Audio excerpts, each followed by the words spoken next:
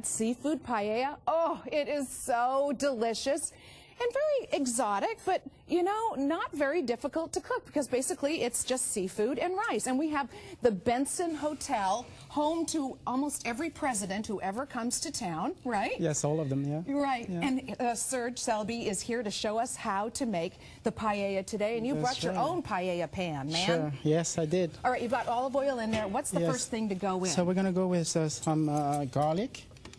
Okay, we're going to put some garlic in there. All right, so you're going to use about a half cup of yellow onions and about a teaspoon. Well, you've got more than a teaspoon of garlic in there. Yeah, but, you know, this is like a bigger pan, like for, you know, more people. Okay. Yeah, so then we're going to put stir fry that a little bit. So if you're making this at home, you'd want to use, you know, in order to have enough but not too much, you probably use about a half cup of onions. Yes, all right? half cup of onions. And you keep it sauteing. Sauteing, and then you add the green peppers. And about a half cup of small green peppers. You know, the cooking of this seems like it's easy. It's the prep work. You need a good sous chef, right? You need a good sous chef. You need a good stock. Okay. You know, make a good stock with like, you can use halibut bones up here in the Northwest. Now, how do you know when you are ready to start adding the bay leaves and so forth? Usually, would you like this to get a little soft, or do you want it to be brown? Yeah, you want it a little soft, like, but you don't want it brown. No brown. Yeah, okay. no color. Okay, and then he's added 2 bay leaves. Yeah, 2 bay leaves. And then next is the tomato sauce. That's 1 ounce. Right. 1 ounce. I'll put a little bit more here. About this much. I gotta say, when you're making it, it you know, like looks like Fibber McGee's closet. You know, like there's so much stuff going into it, you don't know what's going to come out. But the end result is just fabulous. Okay, and you know what? This recipe has saffron in it. Yes, so I made a little bit of saffron, like a reduction with some saffron in it. That's really expensive. That comes from the inside of a crocus. Crocus flower, right? yeah. So where's a good place to get that? You can get that like in specialty stores like Zupan's or Whole Foods. Right. And if you've never, you know, a little bit of saffron goes a long way, doesn't it? Yeah, it does, yeah. So imagine how many crocuses had to give their little flowers up for this dish. Yeah. All right. So after we've got the saffron, then we're going to start adding some of the seafood, right? That's right. We're going to go with the halibut here. Start cooking the fish. And by the way, we feature this in the London Grill in the hotel. So for anyone who wants to come and try it. All right. Now, if you don't have a paella pan, I imagine that you could use a skillet. Yes, you could. Okay. Yeah. Just big enough to get everything in there that you're planning. That's right. And you don't have to use all of the fish that he's suggesting, but if you've got it, wow, great. Now you're going to use 2 ounces of, or 4. Well, you've got more than 4 there, okay? Wow, you've got a lot of shrimp. If you've got them, use them. Yes. Okay. Don't let it go bad. Use everything. And then you called for scallops in this, but we decided not to use it at the last minute. But if you have that, go ahead and add that. And then, where's the calamari? Okay, right here. There we go. Some calamari. Okay. And we've suggested 2 ounces. Also, yeah.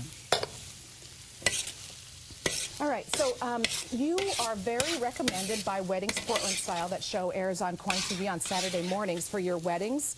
How many weddings do you guys have a year there? We do about 100 to 120 weddings every year. After all this time, that you know, the hotel, the Benson Hotel, is legendary in Portland, so you must have weddings down pat by now. Yes, we do. And how big are groups can you we can accommodate from 5 to 400 people. Wow. You have several different venues, don't you, in the hotel? Yes, we have about like 16 small private rooms and rooms for bigger events like the Mayfair room or the Crystal Ballroom. Yeah. And the catering is right there on site. You can get no matter how exotic or how simple, right? Yes, everything comes from one kitchen, so... All right, we're going to miss a step there. You didn't put out any stock in there, and you just added the rice. Yeah, we add the rice first, so it's important to add the rice first so it's coated with the olive oil. Okay. So the oil is going to go around the grain of the rice. Yes. And after, when you put the stock in, then the grain won't burst out and overcook. So it's kind of that's the trick. Yes, it's going to kind of protect the rice so you can feel the grain when you eat it and not like have like a big mush. Yes. Yeah. You know, I kind of wondered about that. I've had paella in France before, and I thought, how do they get it so that it doesn't go mushy as long as it's on the table? Because they serve it to you in great big huge pans like this. And they say, hey, this is just for you. Sure. So now we're going to add the stock. And what kind of stock are you using? Okay, we're using a fish stock. It's made of halibut bones and clam juice. Mm-hmm. Yeah. So if you like, it goes by volume. So if you have, like, for example, 1 volume of rice, you want to double the stock in volume. That's usually the rule at home. If you have 1 cup of rice, you use 2 cups of liquid. That's correct. But you don't want to use just water in this. You absolutely have to use some kind of a stock. But would you have to use a seafood stock? No, if you want, like, make a chicken paella, you can use chicken stock, or you can. There's paellas even that's made, like, you can use lamb or rabbit, you know, or different sausages, chorizo. Okay. And you make the stock accordingly. All right. So when you would be making this at home, you would wait until it reduced. Yeah, and that's very important because you want the stock to reduce, but not too fast, so the rice has the time to cook.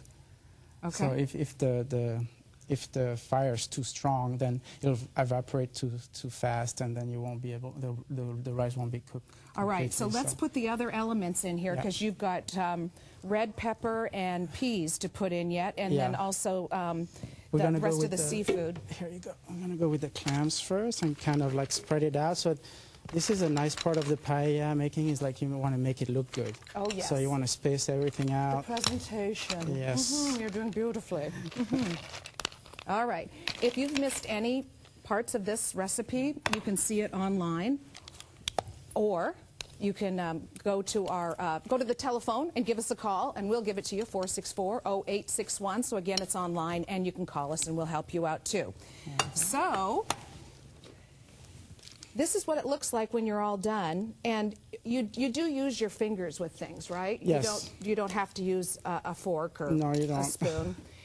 And I would like to remind you that Weddings Portland Style is also on Saturday mornings, and the Benson Hotel is one of their suggested hotels for weddings, Portland Style. That's right. Serge, thank you so much. You're welcome.